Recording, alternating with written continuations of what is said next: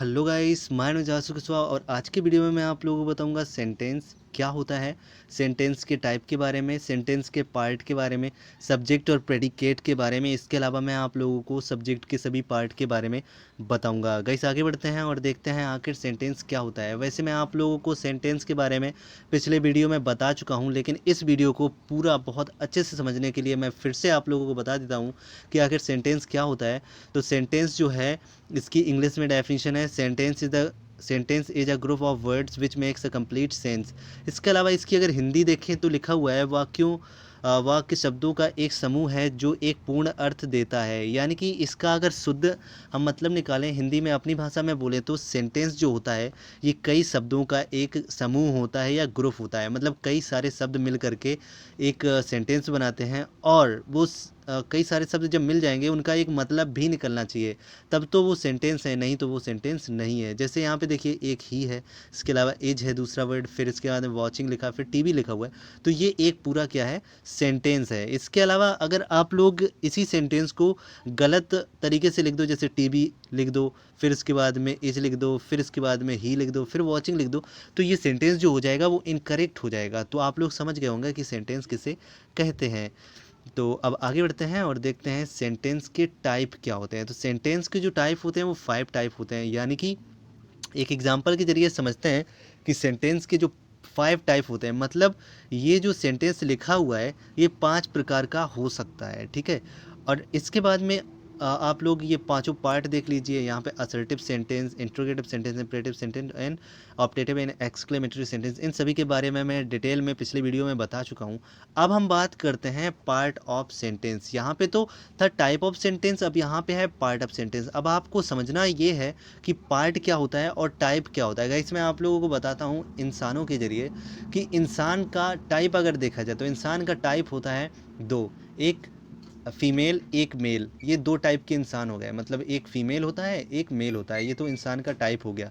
लेकिन अगर हम इंसान के पार्ट की बात करें तो इंसान का part nose, eyes, ear, teeth, hair, ये सब क्या है, इंसान के पार्ट हैं, यानी कि इंसान के शरीर के पार्ट है। तो इसी तरीके से आप सेंटेंस को भी समझिए। जैसे मान के चलो यहाँ पे एक सेंटेंस लिखा हुआ है, मैं आपको एक सेंटेंस दिखाता हूँ। यहाँ पे ये सेंटेंस लिखा हुआ है, यहाँ पे लिखा है ही इज वॉचिंग टीवी। तो ये सेंटेंस का एक टाइप है, एक प्रकार है, यानी कि ये एक असर्टिव सेंटेंस है। अगर मैं यहीं पे कर दूं कि देखिए मैं क्या करता हूं कि अभी यहाँ पे एक सेंटेंस आपको लिख के दिखाता हूं। तो मैंने यहाँ पे क्या लिखा, is he a 1 minute, is he watching और इसके बाद में टीवी। तो मैंने क्या किया, ये यहाँ पे दूसरा टाइप लिख दिया। मतलब ये एक टाइप है असर्टिव सेंटेंस और ये मैंने इंट्रोगेटिव सेंटेंस लिख दिया, यानी कि ये दो टाइप हो गए 5 में से, ठीक है। अब मैं क्या करता हूँ, बात करता हूँ कि आखिर ये सेंटेंस का पार्ट क्या होता है। तो यहाँ पे देखो ये ही जो है ये एक पार्ट है, ये इज दूसरा पार्ट है, ये वॉचिंग ये तीसरा पार्ट है, ये टीवी ये चौथा पार्ट है, ये 4 पार्ट हैं। अब इनके बारे में हम डिटेल्स में समझेंगे कि आखिर इसमें सब्जेक्ट क्या होता है सेंटेंस में और प्रेडिकेट क्या होता है। तो एक चीज़ मैं आप लोगों को बताता हूँ, सब्जेक्ट जो होता है वो हेल्पिंग वर्ब जो होगी सेंटेंस की या वर्ब होगी, उससे पहले लिखा हुआ पार्ट जो भी होता है वो सब्जेक्ट होता है। अब सब्जेक्ट को पहचानने का एक और तरीका होता है कि सेंटेंस में जो भी चीज़ काम करती है उसी को हम सब्जेक्ट कहते हैं। यानी कि करता होती है, इसकी हिंदी तो करता का मतलब जो काम करता है वही सब्जेक्ट होता है। जैसे ही इज वॉचिंग टीवी, तो टीवी देखने का काम कौन कर रहा है, ही, ठीक है। इसी तरीके से एक और एग्जांपल दूं तो I am going to Mumbai, तो मुंबई जाने का काम कौन कर रहा है, आई, ठीक है। तो ये आई जो है वो सब्जेक्ट हो गया है। इसके अलावा गाइस मैं एक और एग्जाम्पल दूँ, यहाँ पे ये देखिए लिखा हुआ है, 1 मिनट, यहाँ पे लिखा हुआ है 1 मिनट, हाँ।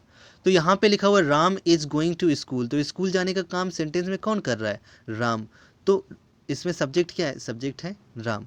इसके बाद में आगे बढ़ते हैं और एक और एग्जांपल देखते हैं। यहाँ पे देखिए ये क्या लिखा हुआ है, आई एम अ डॉक्टर, तो यहाँ पे आई एम अ डॉक्टर, यानी कि यहाँ पे अब दूसरा काम क्या हो रहा है कि जिसके बारे में बात हो रही है वो भी सब्जेक्ट होता है। तो आई के बारे में बात हो रही है, क्या हो रहा है कि आई एम अ डॉक्टर, आई जो है वो एक डॉक्टर है, यानी कि मैं एक डॉक्टर हूँ। तो आपको सब्जेक्ट पहचानना तो आई गया होगा। अब बाकी का बचा जितना सेंटेंस होता है वो प्रेडिकेट होता है।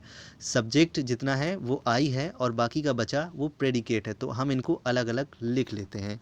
यानी कि अब यहाँ से हमने यहाँ तक लिखा, वो आगे का सब्जेक्ट है और ये प्रेडिकेट मैंने पीछे कर दिया है। इसके बाद में अब मैं क्या कर रहा हूँ, दूसरे वाले सेंटेंस का जो सब्जेक्ट है वो अलग लिख दिया और प्रेडिकेट अलग लिख दिया। इसके बाद में फिर आगे और बढ़ाया मैंने, और यहाँ पे मैंने फिर से ये जो है ना, ये सब्जेक्ट अलग कर दिया और ऑब्जेक्ट को अलग कर दिया। तो आप लोग अब समझ गए होंगे कि सब्जेक्ट क्या है और ऑब्जेक्ट प्रेडिकेट क्या है। तो ये आगे वाला जितना लिखा है ये सब्जेक्ट है और ये पीछे वाला जितना लिखा हुआ है ये सब प्रेडिकेट है। आगे बढ़ते हैं और अब हम आपको बताते हैं कि सब्जेक्ट के कितने पार्ट होते हैं और सब्जेक्ट के क्या क्या पार्ट हो सकते हैं। तो प्रेडिकेट के बारे में अभी फ़िलहाल में हम बात ही नहीं करते हैं। तो प्रेडिकेट ये पीछे का हिस्सा होता है, यानी कि इसके बारे में हम बात नहीं करेंगे। तो इसको सबसे पहले तो हम लोग कहते हैं मेन वर्ड। क्या कहते हैं? Main word. सब्जेक्ट कहें या फिर अगर इसको हम कहें तो मेन वर्ड भी कह सकते हैं। अब आगे बढ़ते हैं।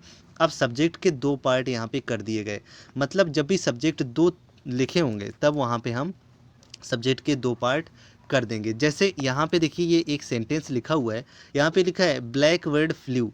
फ्लू मीन्स होता है उड़ना, ये एक पास्ट इंडेफिनिट टेंस है। तो यहाँ पे फ्लू मीन्स होता है उड़ना।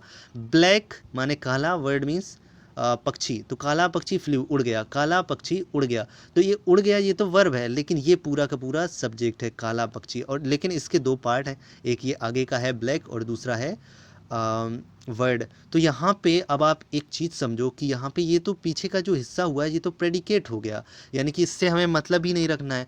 तो इसको हम थोड़ा सा पीछे कर देते हैं।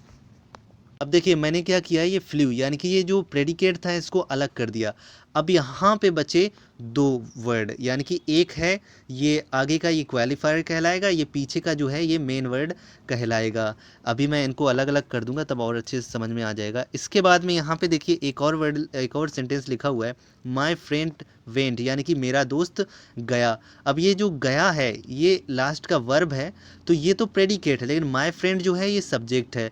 तो इसको भी मैं अलग कर देता हूँ, यानी कि मैं वेंट को भी अलग कर देता हूँ। तो देखिए मैंने क्या किया कि सब्जेक्ट को एक तरफ कर दिया और प्रेडिकेट को एक तरफ कर दिया। वैसे प्रेडिकेट से हमें ज़्यादा मतलब है नहीं, हमें सब्जेक्ट से ही मतलब है, लेकिन फिर भी मैंने प्रेडिकेट को यहाँ पे अलग कर दिया है। अब यहाँ पे देखिए एक चीज़ हमेशा याद रखना, जब सब्जेक्ट के दो पार्ट होंगे तो पीछे वाला जो होगा वो मेन वर्ड होगा और आगे वाला जो होगा वो क्वालिफायर होगा। यानी कि इसमें देखा जाए तो माई जो है वो क्वालिफायर है, फ्रेंड जो है वो मेन वर्ड है। मेन वर्ड कह दो या इसको हेड वर्ड भी कहा जाता है, ठीक है। अब मैं इनको भी अलग अलग कर देता हूँ, फिर आपको अच्छे से समझ में आ जाएगा। अब देखिए यहाँ पे ये लास्ट में ये तो आपके प्रेडिकेट लिखे हुए हैं, ठीक है, इनसे तो कोई मतलब है ही नहीं वैसे भी।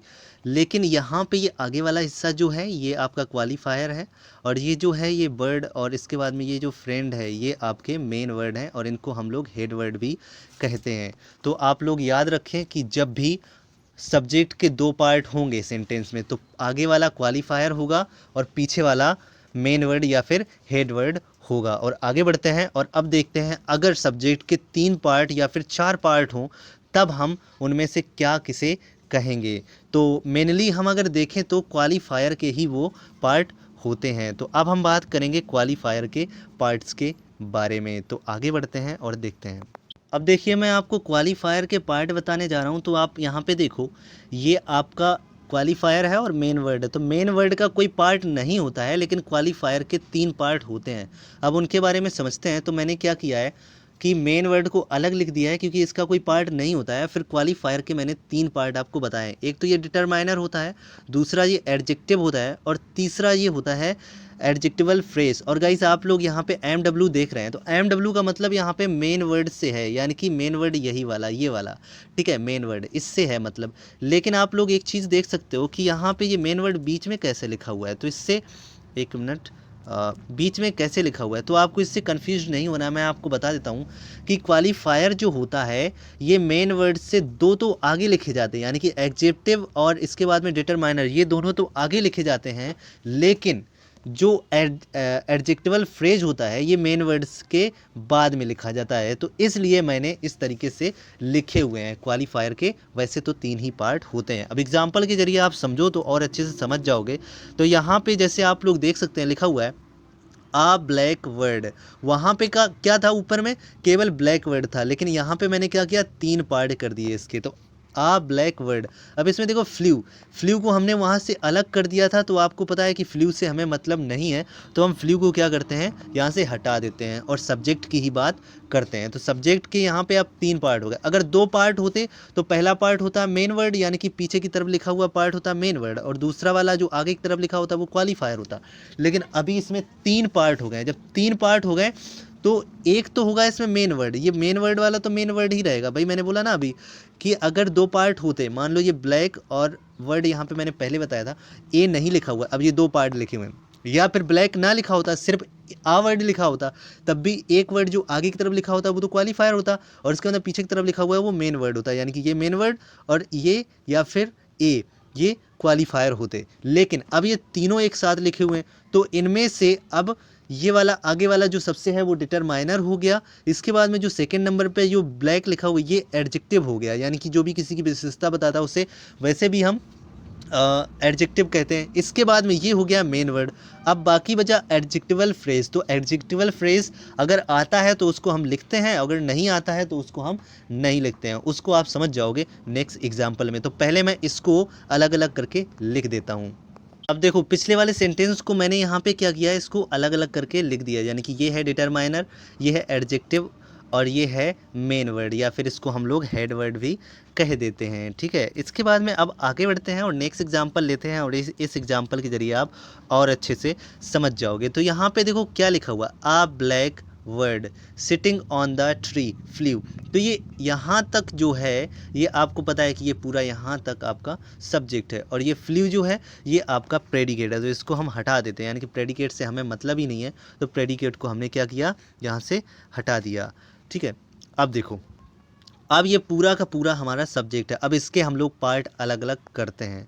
तो आ जो हो गया वो तो आपको पता है कि आ जो है वो तो आपका डिटरमाइनर है, ब्लैक जो है वो एडजेक्टिव है, वर्ड जो है वो मेन वर्ड है। लेकिन ये लास्ट में जो लिखा हुआ है, जब कई सारे शब्द एक साथ लिखे हों और वो सब्जेक्ट के तुरंत बाद लिखे हों तो तुरंत समझ जाना कि ये जो है ये आपका एडजेक्टिवल फ्रेज है। यानी कि अब मैं इनको भी अलग अलग करके लिख लेता हूँ जिससे आपको ज़्यादा समझ में आ जाएगा।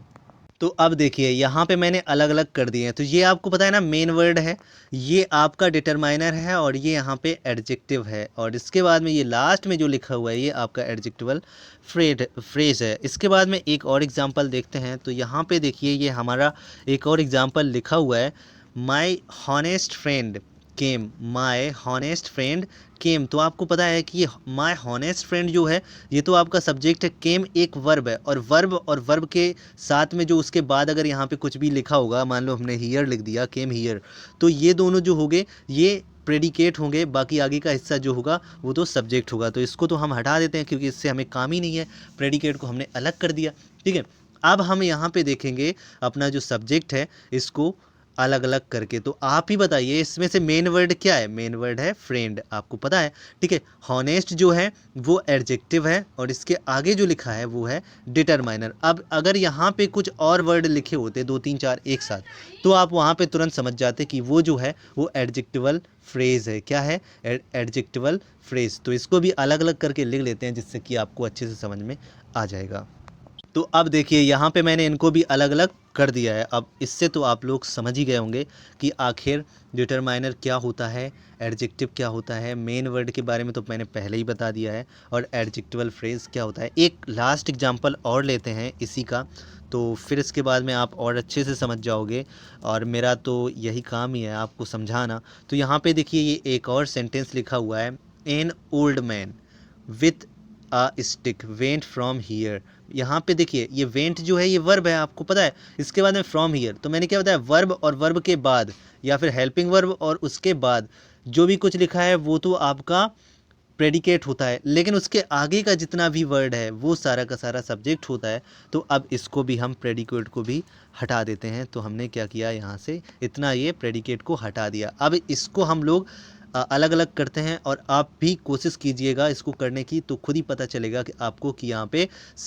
डिटरमाइनर क्या है, एडजेक्टिव क्या है, और इसके अलावा मेन वर्ड क्या है, और एडजेक्टिवल फ्रेज क्या है। तो आइए देखते हैं अलग अलग करके।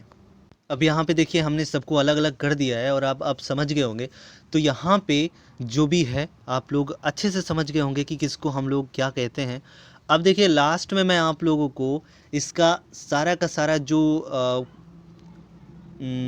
एक प्रकार से कहें तो ग्राफ है वो मैंने यहाँ पे लिख दिया है। और ये देखो प्रेडिकेट के नीचे कुछ भी नहीं लिखा हुआ, क्योंकि अभी मैंने प्रेडिकेट के बारे में नहीं बताया है, और प्रेडिकेट के बारे में मैं नेक्स्ट वीडियो में बताऊँगा। अगर आप प्रेडिकेट के बारे में देखना चाहते हैं तो हो सकता है स्क्रीन पर वीडियो पॉपअप हो रहा हो, तो आप उस वीडियो पे क्लिक करके प्रेडिकेट के बारे में भी देख सकते हैं। और गाइस अगर आपने पिछले वीडियोस को नहीं देखा है तो स्क्रीन पर क्लिक करके आप पिछले वीडियोस को भी देख सकते हैं। गाइस चैनल को सब्सक्राइब कर लीजिएगा, वीडियो को लाइक कर दीजिएगा। मिलते हैं नेक्स्ट वीडियो में, तब तक के लिए बाय। और गाइस अपना ख्याल रखना, बाय बाय।